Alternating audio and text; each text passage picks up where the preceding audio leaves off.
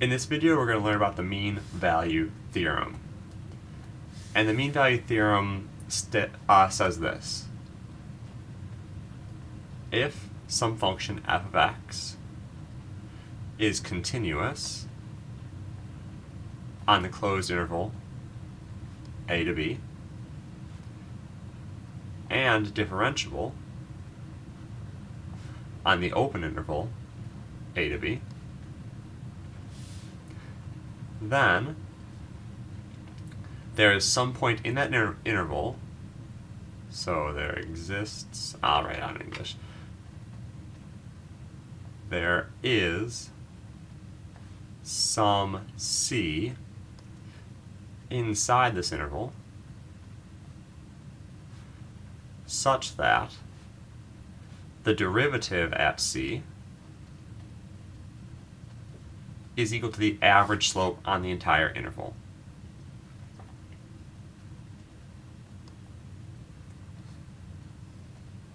And that should make some sense. So if I consider this graphically, if I have some point here and some point here, I know the average slope is the slope of this secant line. And while I could clearly see that I could start steeper than the secant line, but as long as it's differentiable, that means it has to be smooth. At some point, if I'm starting steeper, I have to get less steep and come back down. And I can see that now I have this with the same slope as the average. Or if I start going less steep, eventually I have to come back up. And as I come back up, eventually I'll go through a point that has the same slope. Or I could do all sorts of things where I could start steeper, then get less steep, then come back here. And this one actually has 2 points. So the theorem doesn't say how many times it happens, as long as it happens at least once. And it doesn't tell me exactly where it happens, as long as it's between A and B. So let's see a couple of examples. First one is a real-world example. At 8 a.m., a car is located in Chicago. At noon of the same day, it is 260 miles from Chicago. What does the mean value theorem, and I guess I should point out, a lot of times mean value theorem is abbreviated MVT, tell us about the velocity of the car? Well, the velocity is the rate of change. And the derivative is the instantaneous velocity, instantaneous rate of change. So, since the location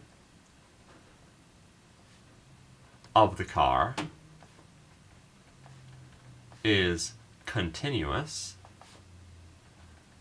from, let's say, we'll just do 8 to 12, even though I could do like 0 to 4 and have the x value be the time after 8 a.m. But I'll do 8 to 12, make it easier.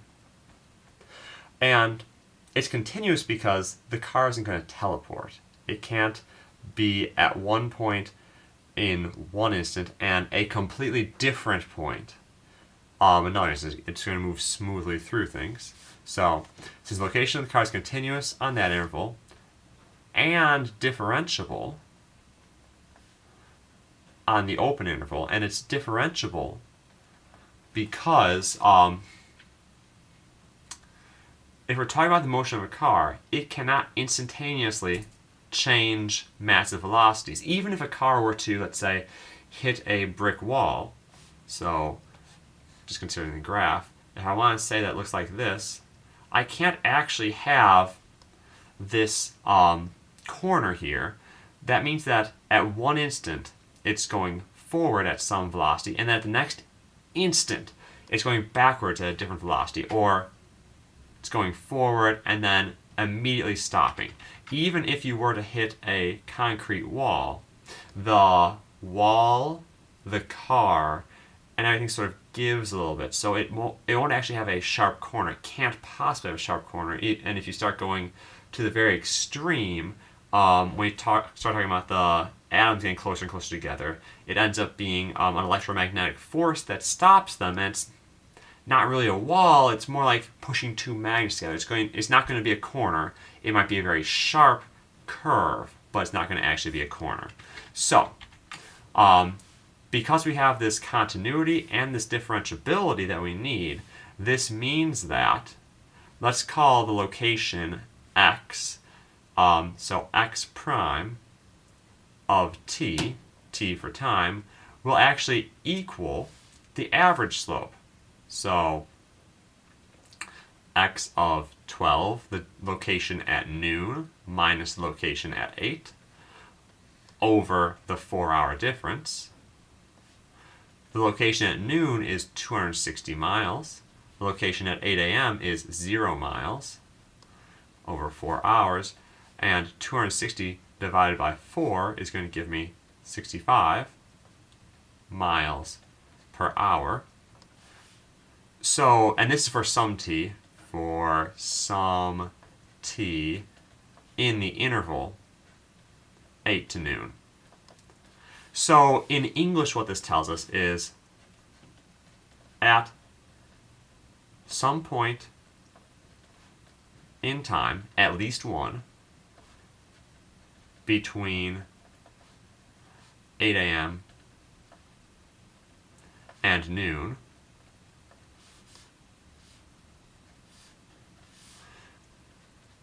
the instantaneous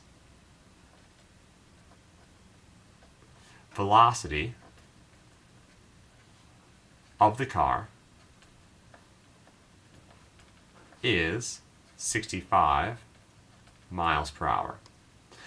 It doesn't tell me that it is 65 miles per hour all the time. It doesn't tell me it's 65 miles per hour at the sort of midpoint at 10 a.m., but at some point in time, at least one point, it has to hit exactly 65 miles per hour. All right. Next, let's see a more abstract example. Given f of x equals x squared minus 2x plus 3, find the equation of the line tangent to y equals f of x that is parallel to the secant line through this. So first off, I want to note we know that f of x is continuous and differentiable everywhere, not just on the interval from 1 to 5.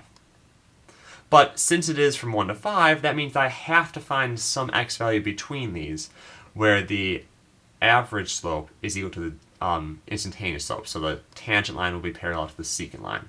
So the first thing we're going to do is find the average slope.